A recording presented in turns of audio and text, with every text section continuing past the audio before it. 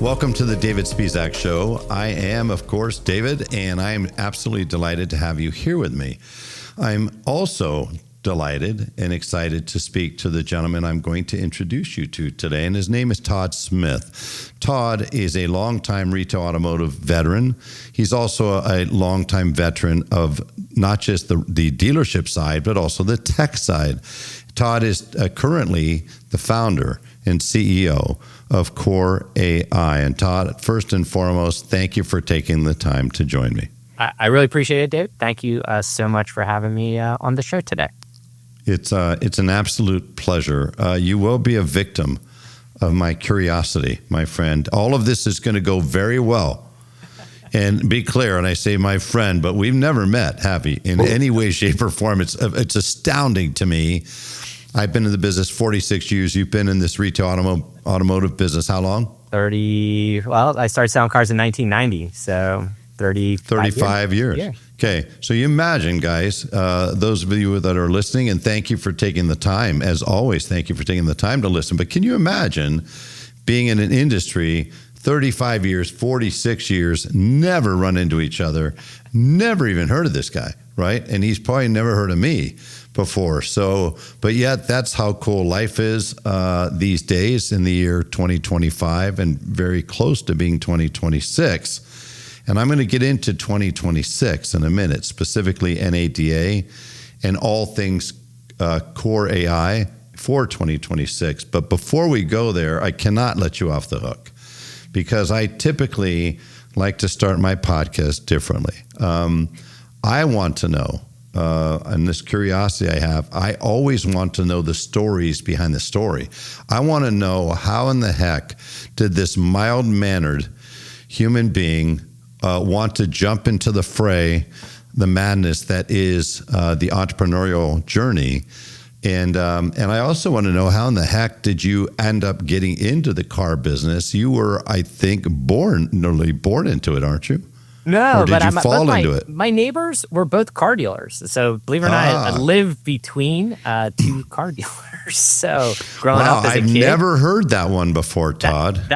You had bookend car dealers. Yeah, I had bookend car dealers. So, growing up, obviously all of us kids hung out. So I was always around the auto industry. And, it was really amazing as a kid. I had, the Lamborghini Countach poster on my wall in my bedroom, and yet there would be one parked outside in my neighbor's driveway. So I tell you what, that's going to give you instant street cred right there, because some people would have had some poster of, some famous model or some famous actress, right?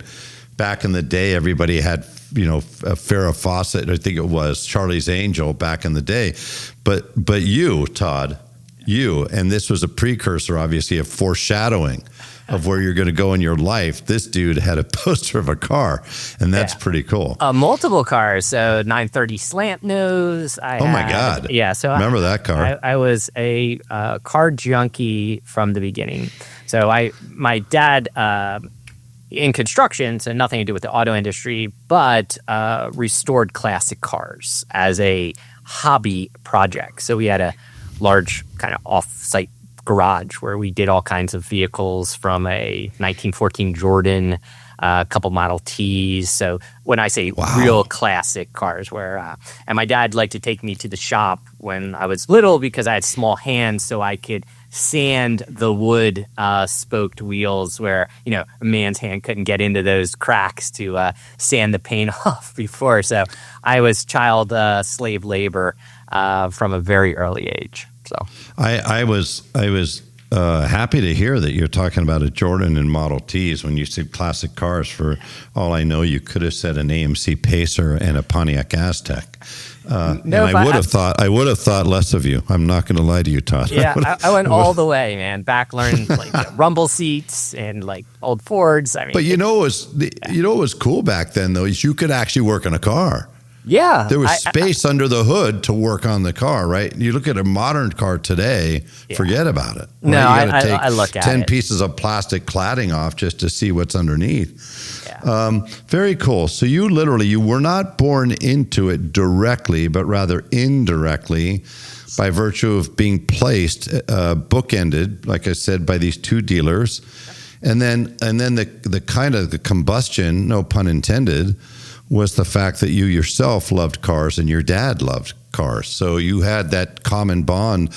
Did your friends, do you remember back then, and I take it then when you think back to when you were 7, 8, 9, 10 years old, an awful lot of your childhood had to, in some form or fashion, touch cars, right? Because not just working on it with your dad, but I would have to think that your friends at some point, I mean, did you ever go to their dad's car dealerships? Did they ever talk about them? Did they bring cars home that fascinated you? I will give you a really interesting one. So I guess it was 1980. I don't know if it was 84 or 86. I went to NADA with the family. And Lee Iacocca, I remember, I'm pretty sure it was in Las Vegas, the old Vegas. And Lee Iacocca was the keynote for the year. This is not what I remember of the event. I remember going to listen to Joe Girard give a workshop and about how he sold, the most cars, his record or whatever it was. And I remember, I think this is before the book, but he was a record, car sales guy. And my memory was being in a room with probably like 300 people. And my neighbor, Mr. Kerbick's like, hey, ask him how many of those deals he negotiated for versus were on A plan. And I had no idea what this meant. So I, like a young kid. He set you up. Oh, yeah. Oh, I got set up. So I raised my hand and Mr. Girard, he points out there, hey, there's a young man out there. Give him, get him over and get him to the thing to ask his question. The microphone. So they take me over to the mic, and I asked the question. I said, amazing, because to me, I was like, this was great. I learned so much just about sales and the process. I was like, I had such a great experience. I honestly just have one question. How many of the 700 whatever transactions did you negotiate versus were on A plan? And the whole audience went, oh. And he looked at me like he wanted to kill me, David. Like literally wanted to kill me. And he goes, that's a really good question. I'd love to talk about that more in depth, one-on-one with you, young man. I want to help you in your career. Anything else? And so he kind of chucked the question. And then I just walked back. And my dealer friends and the kids, they were all huddled, laughing. Hysterical. And everyone's like, kid, what did you do? I can't believe you just had the nerve to say that to this guy. And he came off the stage and literally beeline to me, because now the crowd's kind of moving out. And he came at me 100%. Mr. Kerbick had to jump in front and say, listen, I set him up. He had no idea what he was saying. And he goes, you're a smart little kid. Now, oh my gosh, it was an unbelievable, non-forgetting thing, and petrified me to go to NADA for a few years. That I was invited later, and I was like, no, I'm not going because you guys are going to mess with me and set me up again. So that is, I have to tell you, I've been doing this for a very long time. I've gone to many NADAs. That is my new favorite story from NADA. I love that story. And as you know, I mean, there are stories every year out of NADA, but that's a classic. Do you happen to remember how old you were roughly at the time? Were you like an 8, 10-year-old kid or I had to be, I was probably, born in 72? Yeah, like 14, I think I was. Okay. So, I mean, look, I was so you were old enough for him to think that you literally were being a smart aleck and for him to beat you to a pulp. Yeah, and listen, if I was from Detroit, I would have known that. But being from New Jersey, no, I didn't know that. So so welcome. That was I call that was like the true, like that is my baptism into the car business. Now give me let's fast forward a little bit for people. So, obviously that was your story in your youth, getting exposed to the car business, falling in love with cars in general, going to your first NADA at the ripe old age of 14. And then at some point, you yourself decided to jump into the car business, starting with sales.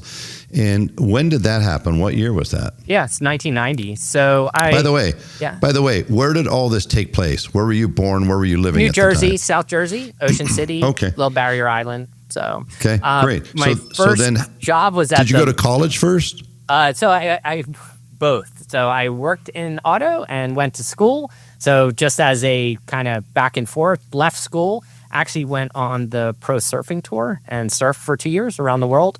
Did you really? Yeah, and then came I was in and out. Dear coming God, you're back. getting more fascinating by the minute. Lots of now, stories. can I be honest with you? And don't hate me, okay? But I really try to be blatantly. I mean, I'm blunt, and I sometimes and don't mean anything by it. But I'm seeing a poster behind you of the one and only Eddie Aikau, and if you were to line up, a half a dozen or a dozen world-class surfers, I would dare say you don't look like any of them.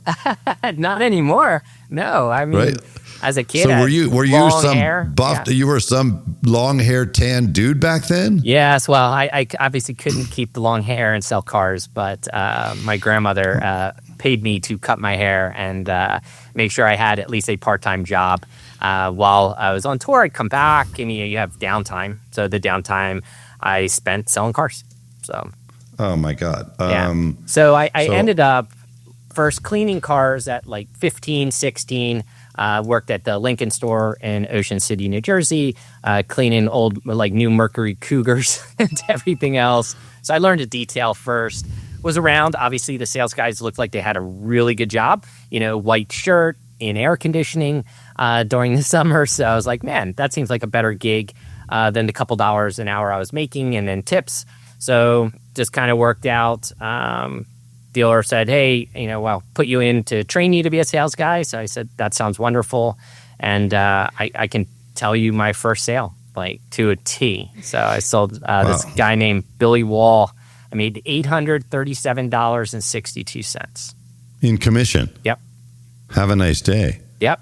So I made more on my first sale than I made in literally the month. So detailing and cleaning cars. So it's interesting how many people I speak to, Todd, that reminisce about when they first jumped in and when we were all started out on the sales side. And two of the things we always seem to hear about was had a lot of fun, made a lot of money. Fair? Yeah, absolutely. I mean, do you think that still exists?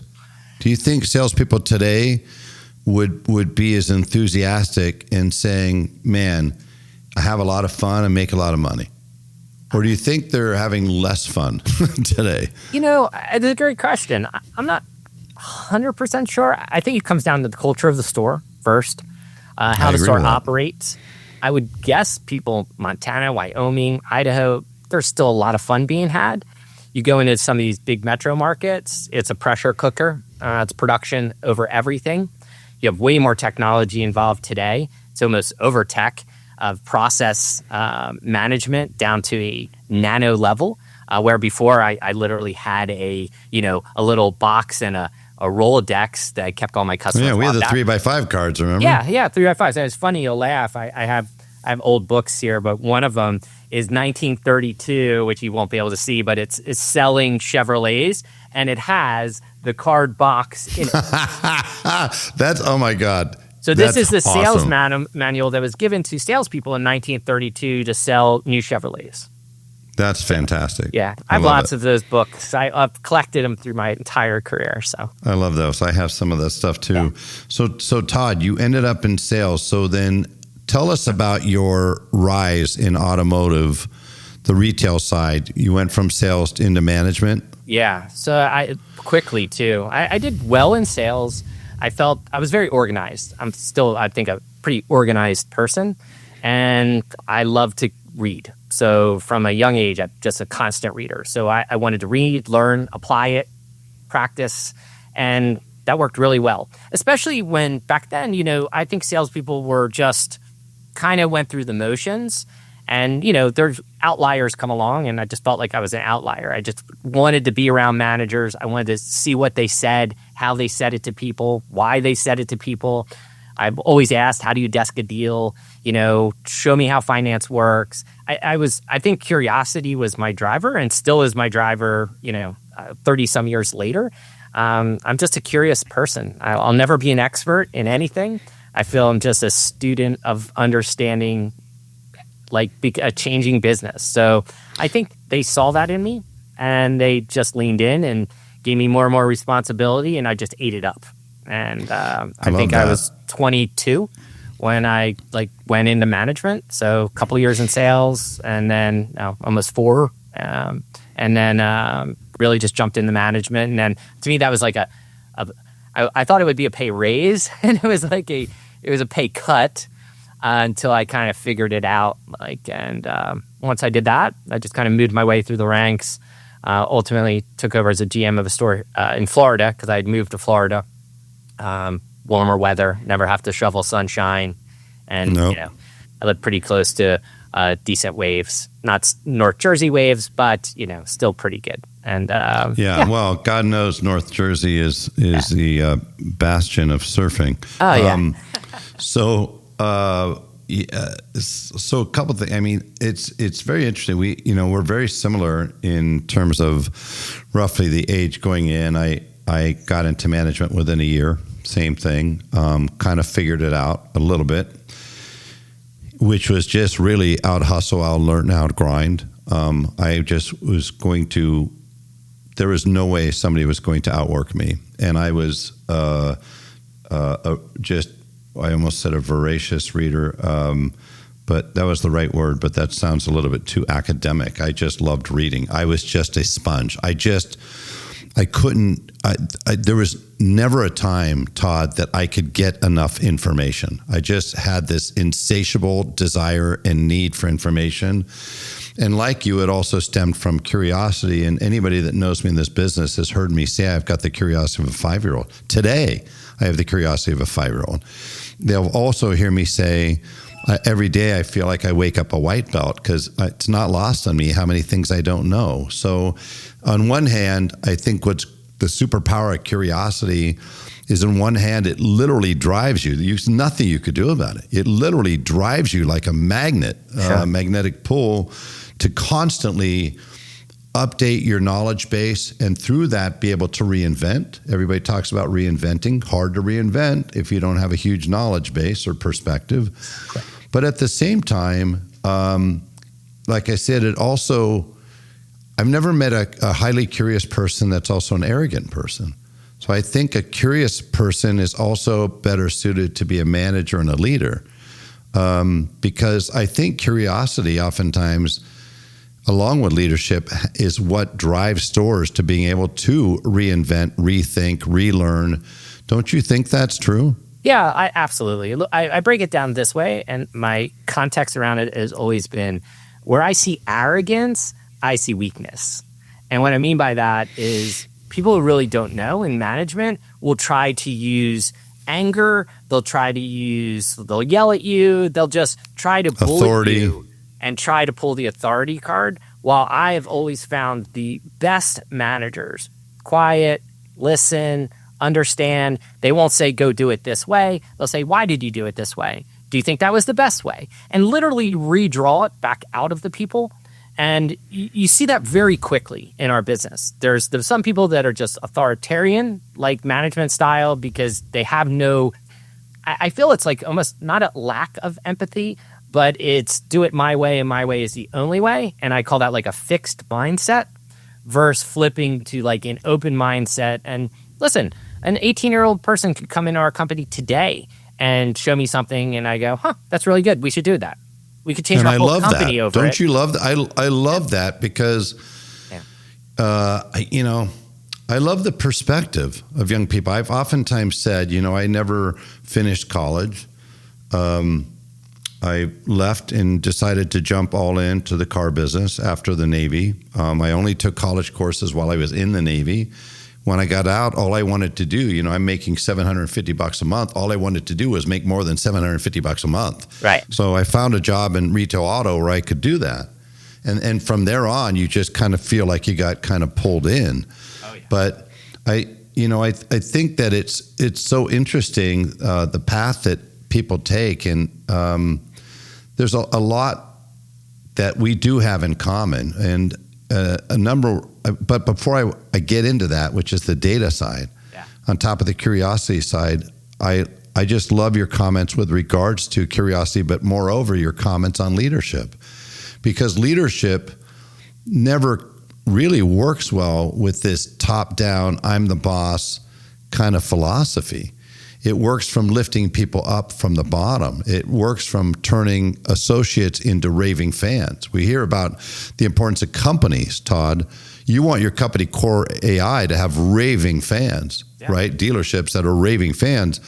But come on, as a manager or as a leader, as a dealer, you need to have raving fans inside your business in order to achieve outside. Do you agree with that? Oh, absolutely. I feel, look, this is that whole idea that you hire the right people, right? And you work with them to make them raving fans of the organization. That's priority one. Because if you can't serve your team, they will not serve your people, your customers. And I think if you build infrastructure for a company that everybody's voice is heard, everybody feels part of the team, they're all rowing together, I know they're going to take care of the customer. I don't have to tell them that side of it, right? Because they're supportive. And I think, that doesn't always happen in automotive. Automotive there's a lot of dictatorship. There's a lot of just do it like I'm telling you to do it with no clarity of why I'm telling you to do it. I think that it's what affects turnover inside our business. Probably one of the higher industries with crazy high turnover. I think NADA stats like 60% in sales. I get it. The idea, it's a pressure business. It's not built for everybody. But part of that is also, management coming down on people who really need a different support. And the real also understanding that everyone needs kind of a different way and style of how you're going to support them. There's no one size fits all, except for the authoritarian dictator who goes, do it my way, and that's the only way. He's a one shot gun, Yeah, I think it's a really important point for everybody listening. I think one of the biggest challenges of leadership, one of the hardest things I needed to learn when I was a young manager was, I was a hard charger and a hard worker, and I always produced great results. I was very driven. I was goal-oriented. I was organized, right? I was all those things. And when I became a manager, I thought this is going to be easy. I see all these people that I've been beating month in and month out by using these processes, by having these attributes. No problem, Todd. All I have to do is make all of them like me. That's it. No problem. Okay, I failed so miserably, so epically, it wasn't even funny. It was, just embarrassing.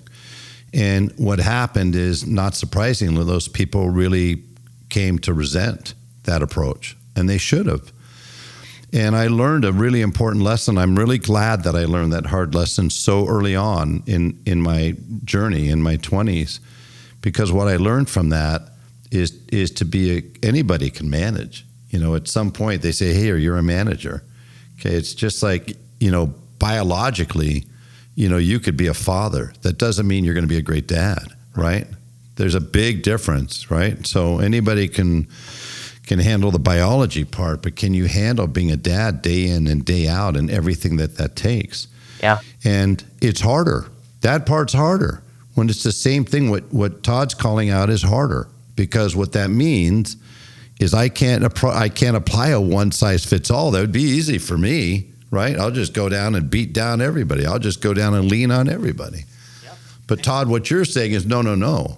I can't do that. I got to say, if I've got 10 people, I need to take the time to figure out who they are, what makes them tick, what motivates them, what's their why, what are their strengths, what are their weaknesses, and then I have to design through my own experience and acumen, I have to design an approach that is going to allow this person to become better than they thought they could be. What do you think of that? Is that true? That's absolutely true. So look, number one, meet people where they're at, not where you're at. 2, help them do what they're already trying to do. And I think the framing, and it's difficult, but great managers do this well. They're able to disconnect themselves and look back through the lens of the employee that they're managing. And I think when you can create that disassociation, like, okay, I need to see through their eyes and help them create that road to success, everything changes. But very few people have that really good capability. And, I agree. I think some people try to just manage by brute force. And yes, they can run a small team, but that team will never truly accelerate. And the second you pull that manager out, store collapses. I think finding those diamonds in the rough, the personality who can lean in to all the personalities of their team and support them where they're at, help them try to achieve their goals, that changes the game. And I think there's a structure to do this that's pretty well documented where, everyone has goals. So I don't think any salesperson should start the month with go sell a lot of cars, right? That's so arbitrary, right? I think it's like last month you did 22. What is this month? What's your target? But not only that, what is your plan to get there? How many calls you're going to make a day? How many are going to be to your existing customers? How many are going to be to this? What's your plan to attack your service customers who are coming in? What is your plan to do this? And I think forcing people to go through those exercises, you build much stronger, more capable individuals inside a retail framework. So, and I think you would say you also are raising people to be less dependent on marketing, less dependent on leads, less dependent on managers, and more self-reliant to generate their own business and to be independent, great business people inside of a great business. In other words, a culture of accountability, right, is a big part of that. Yeah, right? and leveling people up. In our business, a lot of times we hold people down. We kind of treat them like mushrooms, I call it. It's like everyone's in the dark. I think there's a point where you want people, I think it's an amazing honor for someone to accelerate past you and to go on and do amazing things. I'm far prouder of that than anything I've accomplished. So I've helped so many entrepreneurs either do a startup or make their startup work or get through a difficult time or raise money or whatever it is. I feel like that is so rewarding. I love to see that. In our business, a lot of times people don't love to see that. And I think that's just a characteristic of, how most people get into management. They were a good salesperson. From a good salesperson, they turned into a bad manager. And if they were around long enough, they turned into an okay manager because they understand the structure of the business. But I think there are a lot of really good ones in our industry. But there's still a lot of troubled children in our industry too. Yeah. Well, listen, I believe that we have another thing in common, and that we both are incredibly fascinated, intrigued, and completely passionate about data and the role that data can play in up-leveling both companies as well as individuals. Yes. You have created a number of companies post your retail auto side of your life, right? So you and I both have that similar. I spent 25 plus years in retail auto, ending up as a dealer operator. But then I moved from there into technology. Didn't have any idea what I was doing. Never built a tech company before. You were curious, David. I was curious. That's all it takes. Curious, and I was convinced. Yeah.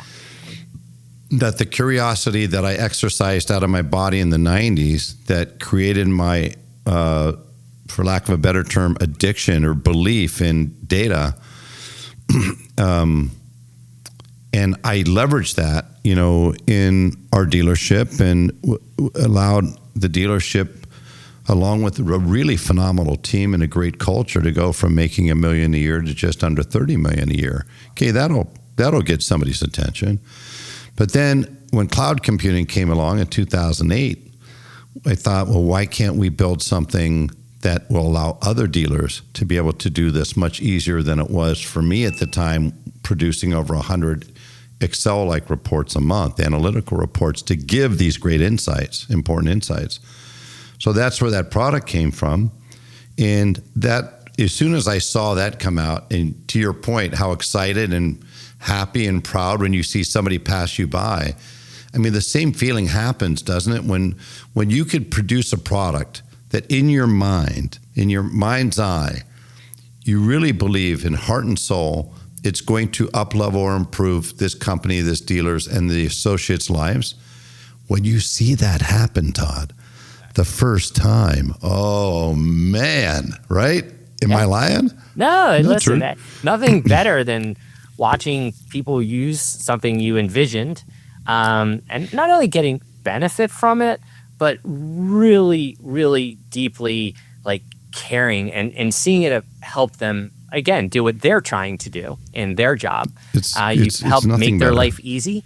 And I would always say B.J. Fogg, Stanford psychologist friend, wrote a couple books, but one of them, he would always give me the same advice. He's like, just make it easy for people to do what they're trying to do. And think about just removing the friction along those steps. If you do that, you're going to find success because that's what people want, right? People want the easy button. So if you think about a car dealership with hundreds of Excel reports and you build beautiful dashboards that explain the same information, that is light years of time savings for a dealer to try to figure out and chew up and manage pivot tables and build formulas in Excel. So game-changing I love that. Opportunity. So let's jump in there. Sure. With our time remaining. And thank you for allowing me to delve into the past, because I think it's so cool when any of us can go kind of behind the scenes and really meet and understand the person that created the solution. Oftentimes we just hear the product name. We know the product may exist. It's different dealerships hear about it. But to understand where it came from, I think is equally valuable. And so thank you for that. I've often said, in dealerships, especially in this day and age, that, you have three very significant pieces of a sales organization. You have the technology stack. You have, for lack of a better term, the marketing stack, I'll call it, which is everything under marketing, which is both technology, messaging, your agency, whatever it might be. And then you have your team. And if your technology stack is not the best in your market, and your marketing stack and approach is not the best in your market, you better have the best sales team on planet Earth, or you're going to be at a competitive disadvantage. You've created a product now with QoreAI that intends to really help to solve for some of those pain points and put dealerships in a position specifically to allow them to have that competitive advantage or to reduce some of that friction that normally is involved with finding potential customers and then actually turning those potential customers into long-term clients. Is that a fair statement? Yeah, I think for us, the genesis of this started before the pandemic, and a realization after I sold my last company, Which was which company? Active Engage. So right, okay. I really looked at, I consulted like everybody always does because, you're kind of shelved for a little bit. And, I looked at what was going on in our business, and I felt we had way too much disconnected tech and nothing talks to each other. Every piece of tech you have, has two components, a UX piece and then a database. And I think all this disparate information is causing huge friction with understanding our customers, understanding, overspending in marketing. There's just like a litany of things downstream that happens because you have disorganized data. And I realized like that was needed to be fixed. And I started that process, but then obviously AI became a viable thing. My first experience of using AI was 2015 at a Watson IBM conference. Oh, so great. I've been in it for a while already, but as soon as GPT became a viable tool, I was like, wow, this is going to change how we interact with our data. And from there, that was the genesis of Core, was to figure out how to conversationally power data. And in fact, even our logo is an upside down power button and the conversation. So yeah, most people wouldn't even know, but I did it because I just see a world where we're just going to ask questions of our data and it's going to help us do everything. It'll help us find opportunities in customers, look at customers who have a high propensity to buy a car, customers who have a high propensity to defect. It's going to help us just be better at what we're already trying to do, which is sell, service cars or acquire cars from customers. And I think that, that's our mission at Core, and that will take lots of different roles, as you kind of pointed out, whether it's, bringing data in from all these disparate systems, CRM, DMS. We normalize it on what's called a Core ID, same as a ramp ID for marketing. We built a universal Core ID that we give every dealer.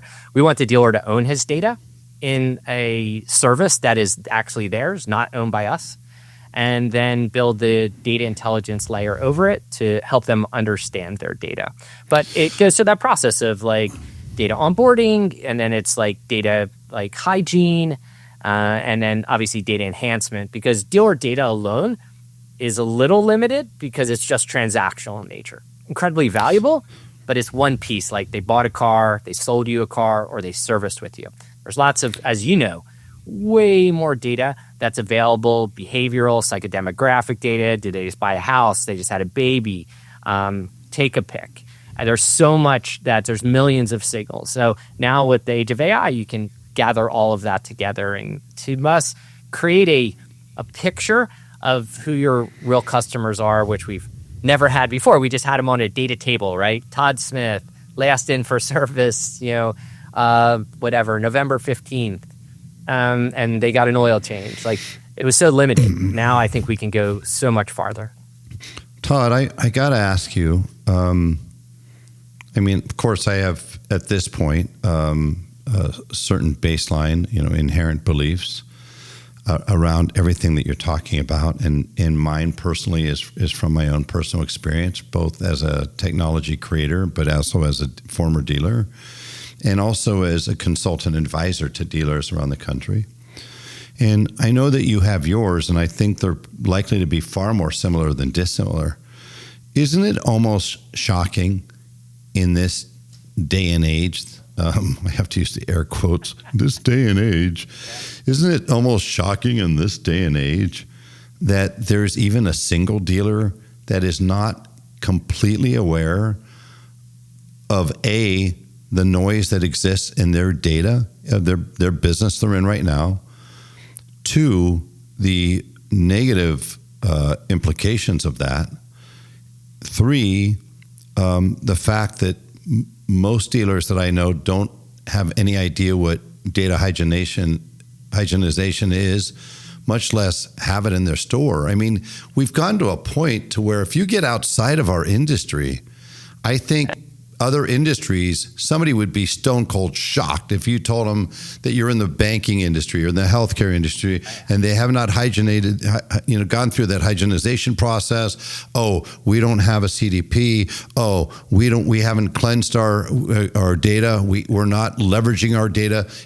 Am I wrong? Do you see it to where at this point, 2026, if you're going to do anything, and you're going to go to whether you go to NADA or not, but especially if you go to NADA, you've got to find out why this is such a big deal and why, in my estimation, there's no chance that you're going to be able to compete at the same level going forward as you have in the past unless you do this. Am I wrong? No, absolutely. So all of AI and any ambition for AI starts with a foundational data layer that's organized, cleaned, hygiene.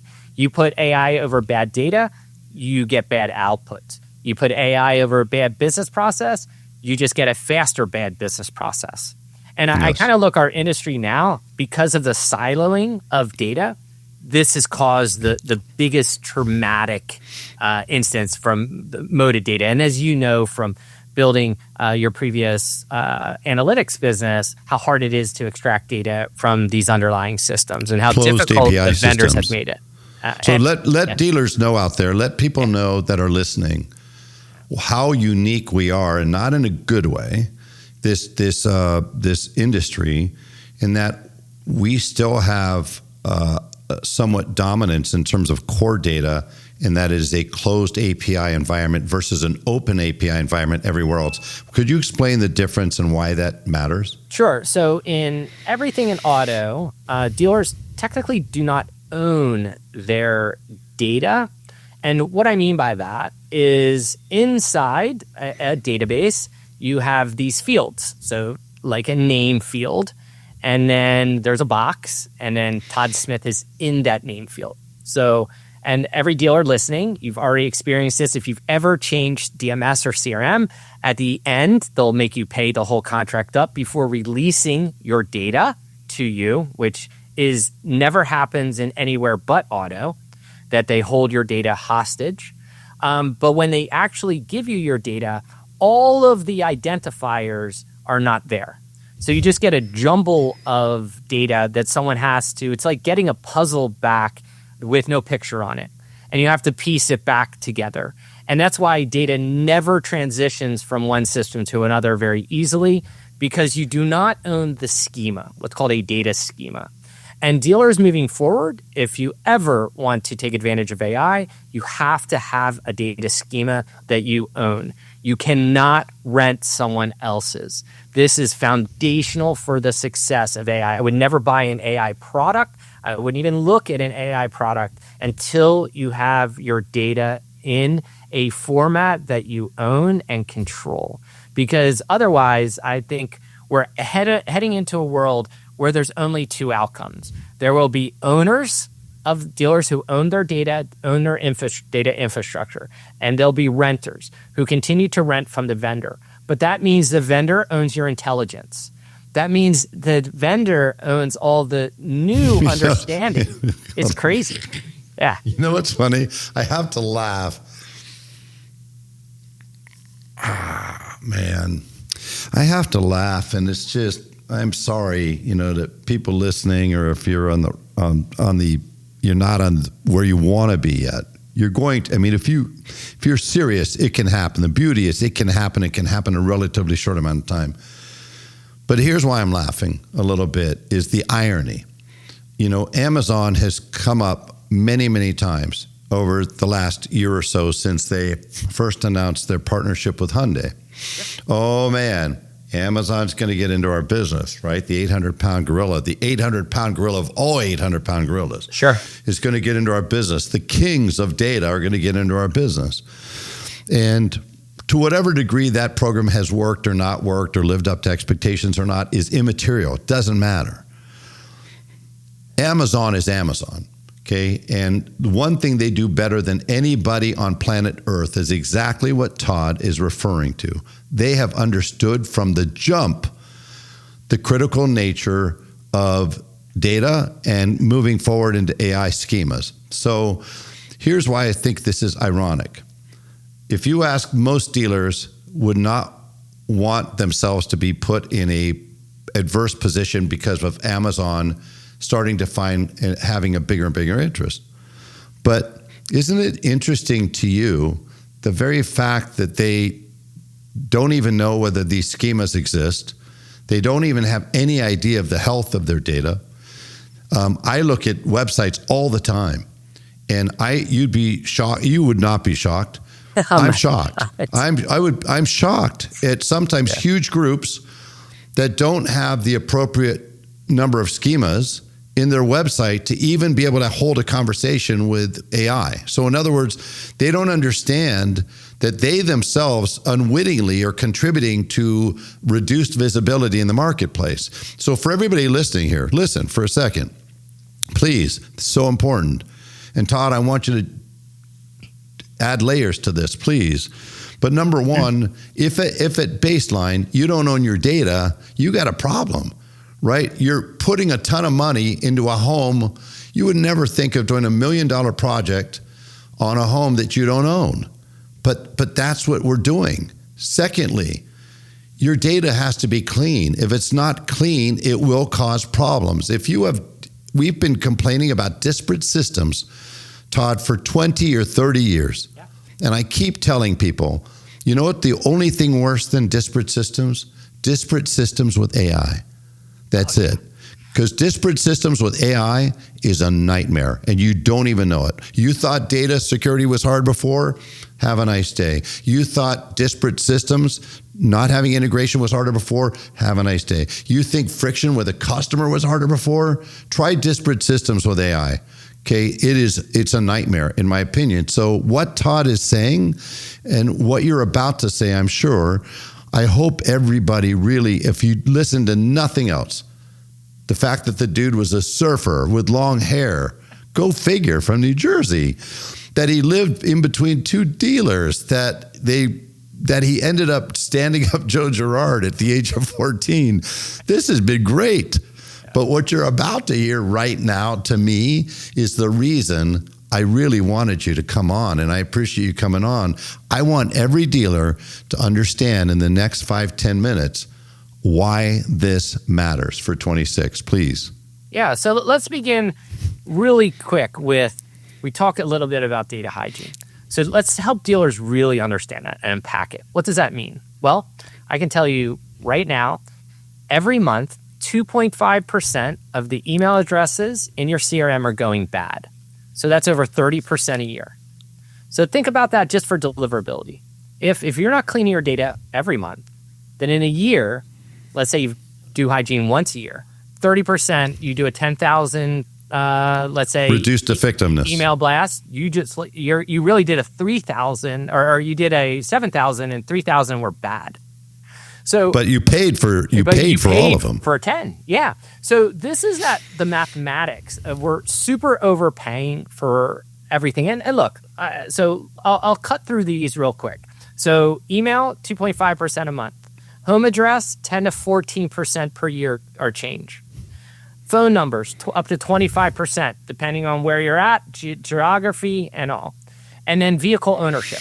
So we'll go into a DMS, up to 40, 60% of people no longer own the car. And if you have a DMS with over 8 years of data, those outlier years are the people no longer own those cars, because that's just the nature of the cycle of the business. So I say this because, again, I find first principle thinking is super important here. So when I had my store, or let's say, David, when you had your store, I spent about, in 2006-07, I was spending about $320 per vehicle retailed. So I assume you were spending that or less. And now, based on NADA, it's over $700. We have more technology, far better targeting, yet we were spending far more money to acquire a customer. And this is rooted in, as you pointed out, David, in the disconnection of data.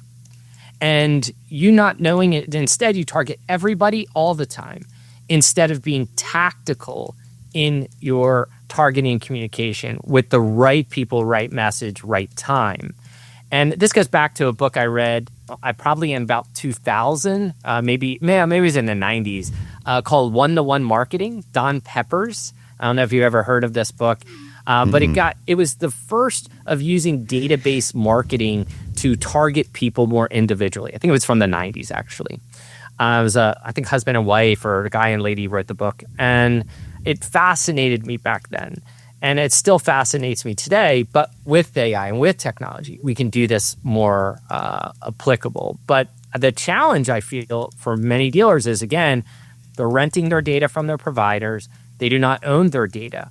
Do you think Amazon would outsource their data? Do you think Google would outsource their data? Do you Apple, think any Tesla, Fortune 1000 company would outsource their data? No, never.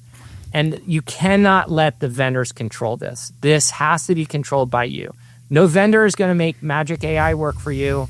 What's going to happen is you're going to invest and build a data foundation, and you will ultimately build some of your own tooling on top of that. Because again, I see a collapse of the UX layer. I think a lot of this stuff will be conversational. And in the end, I feel job one, if you're going to NADA, number one rule, figure out how to clean your data and get it into something you own. Everything else is a distraction. And well, it's a distraction, or it is a root cause of the dilution of your ability to retain clients, because you have a significant dilution of every marketing effort you will do, right? Easily. Everything. I think that's incredibly powerful because, and I think it is the most critical thing. I'm always confounded. You go into a dealership and they have 30,000 client records, right? And the OEM, based on the way they look at retention, say, oh, you're retaining 54% of your clients. And I'm like, no, you're not, pal. You're retaining 22%, right?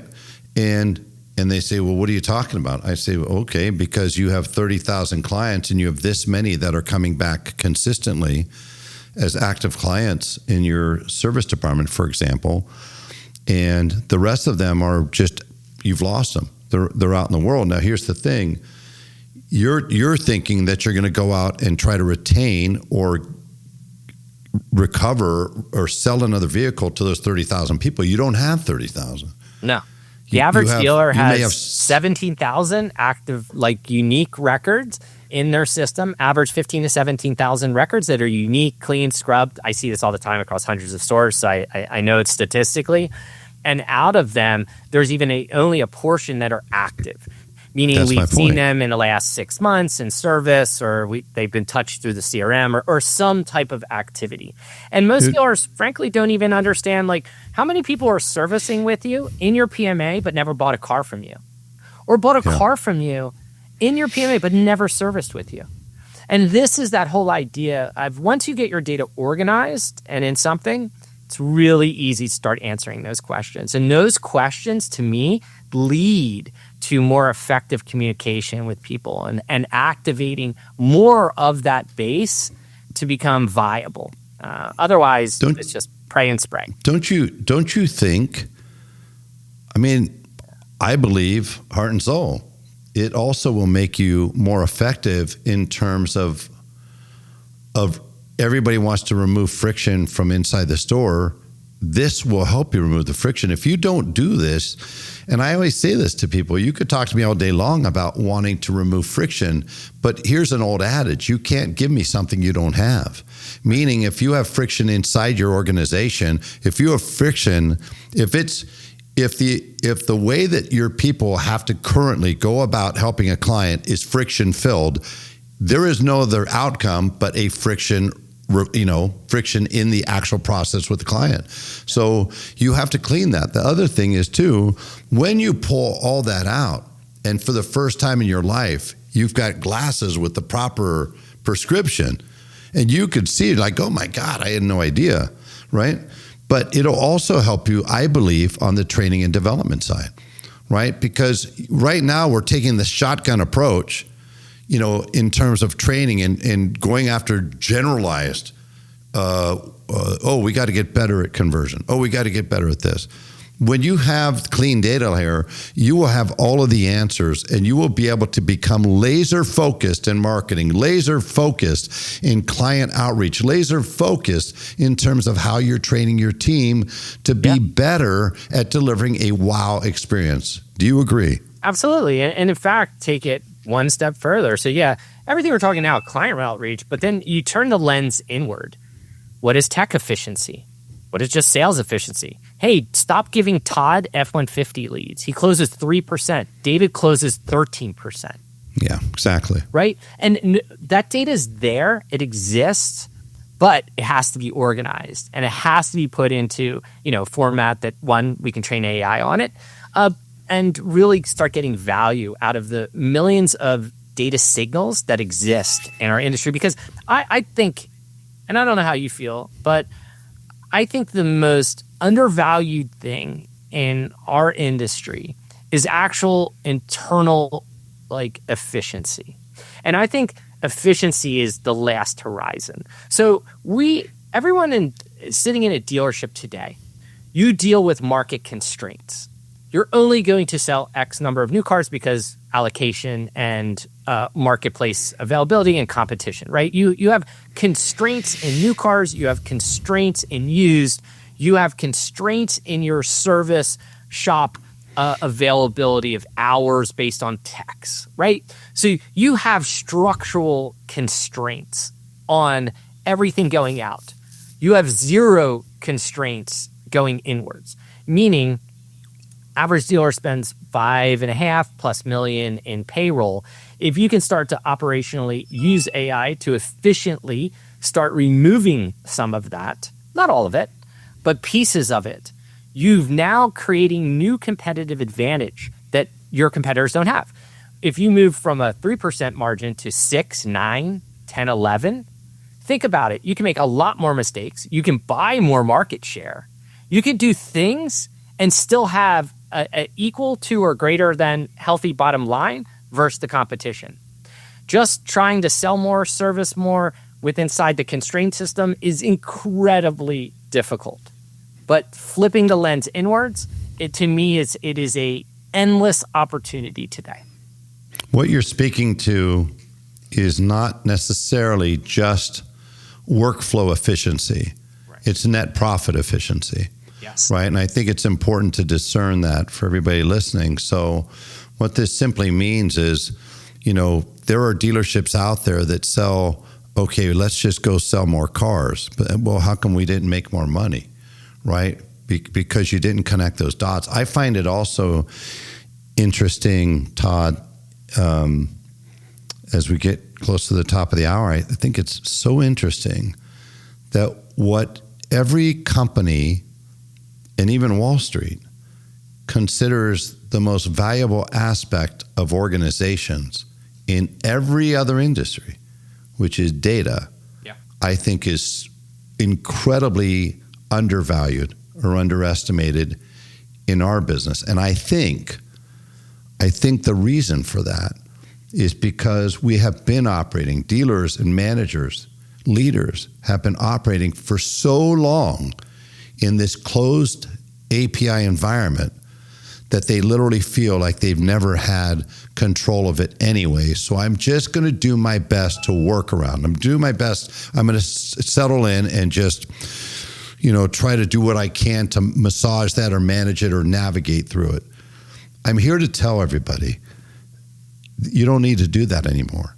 Right. I came up with a quote probably 7-8 years ago that it is now optional to waste money on advertising. It's literally optional. There were years we didn't know what worked and what didn't. It's optional today. I'm telling you today, a new quote, it's now optional to not have the ability to have a decidedly competitive advantage by fully leveraging your data in a way you never have before. And you start doing that by taking ownership of that data. Do you agree? Absolutely. It's the most valuable asset. And I think this is a educational thing. There's no one, when I started to sell cars, that said data is very important. I'm sure there's nobody, a manager you met in your career also, David, that said data is it, guys. It was, we have to have stumbled into it. Yeah, we have this many used cars. That's our value. Our properties are value. Our locations are value. Data is the most valuable asset that dealers need to see. It is more valuable than your store. It's more valuable to me than your inventory. It is it. And I think and believe deeply that the dealers who shift their mindset to a data-first organization in the next year will completely transform.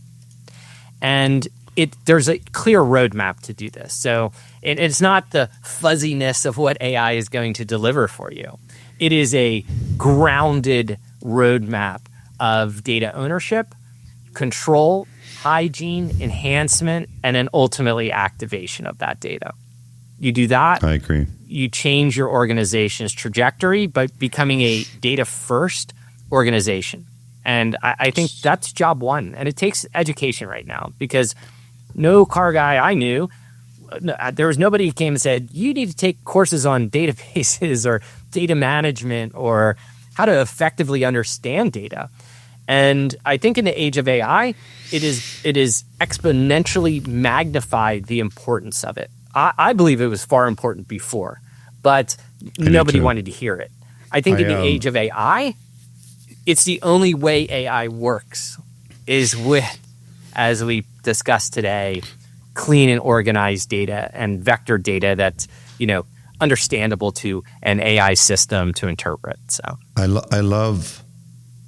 agree. I love everything you just said, because I stumbled into data and into analytics in the 90s, early 90s. And I was talking about data for a decade before anybody said the word data, and which is what prompted me to create Reverse Risk with my partner. And I saw the power of it in the real world once you started getting dealerships that had, for the first time in their life, easy access from any cloud-based mobile device.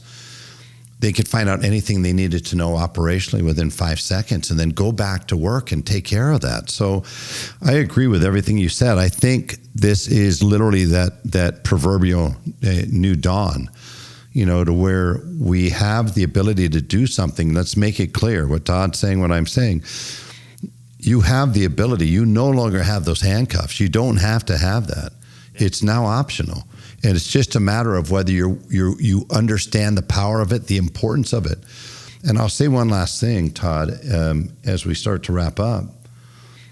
I said when email came out, it was optional.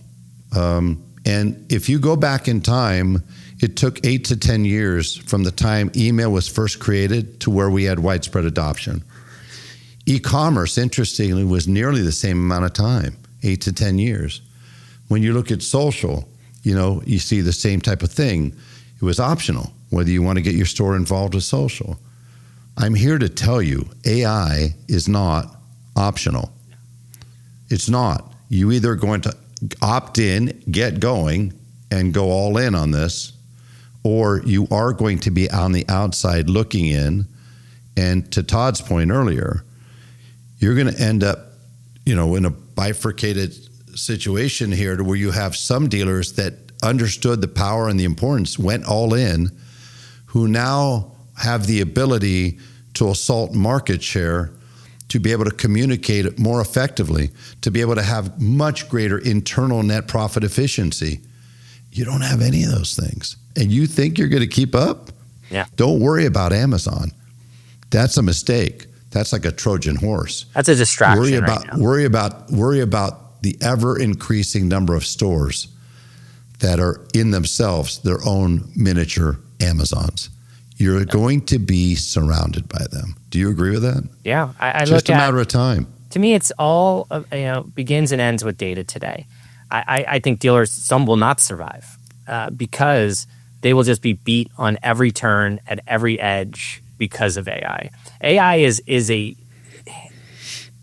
force multiplier in every aspect of our business, and it works with clean data. And I'll give you a good example. You probably have already either experienced it or had a run-in where you've tied an AI phone agent to your service. I've had many dealers turn it off within weeks. It either starts saying crazy stuff because it's accessing bad data, duplicate data. There's 9 Todd Smiths in the DMS. So with the same phone number, doesn't know which one it's talking about. Or, the other side, if it's not accessing the wrong data, you have a process that it accelerated the process that wasn't a good process. So your AI just made your bad process work way faster, creating more anger in your customer base. And so I again, the lens gets very narrow where focus on your data before you do anything else. And this sets you up for success. It's like if you're an athlete, you have to train. You just don't walk onto the court. You don't walk. I don't paddle out in a lineup and just I'm going to go surf Mavericks at 40 foot or 50 foot. It doesn't happen. it takes an enormous amount of training and effort. And in our business, that means the training is getting your data aligned. That's great. Well, listen, I could go on all day. You literally speak my language. I think it's been a fascinating conversation from beginning to end. I'm so delighted that to have met you and to learn about your background and how QoreAI came into existence. And I want to let everybody know, like always, these are not paid appearances. I believe very strongly that my role and certainly my desire in this industry and for any industry is to be able to create conversations that are authentic, organic, and meaningful. So translated, that your time is going to be well spent, that you'll walk away with at least 2 or 3 ideas that you could put to work, or you'll be walking away with information you didn't have 1 hour before. I think, Todd, you absolutely knocked it out of the park on all accounts there. And I'm really looking forward to being able to see QoreAI firsthand. I've never seen the actual product myself. I know what it does because I've been around long enough to know what you're referring to, and I know how important it is. And I know more and more people will be looking for this because they're going to start figuring this out one way or the other, either because they're proactive, self-actualizing, and go out and seek out the answers, or they're going to sit there a month after month after month going, I don't understand why our leads are down. We're doing the same marketing, Todd. We're doing this, we're doing that, and our leads are down. I'll tell you why. Because you're invisible. Because you don't have enough content. Because generative engine optimization is not the same as SEO. It doesn't work the same. Neither does AEO. You don't have appropriate schemas on your website, or you don't have the data schemas that you need to be able to effectively communicate. I know this. If you go to davidspisak.com after listening, you will find information on how to connect with Todd Smith and learn a little bit more about QoreAI, like I'm going to do in the next week or two.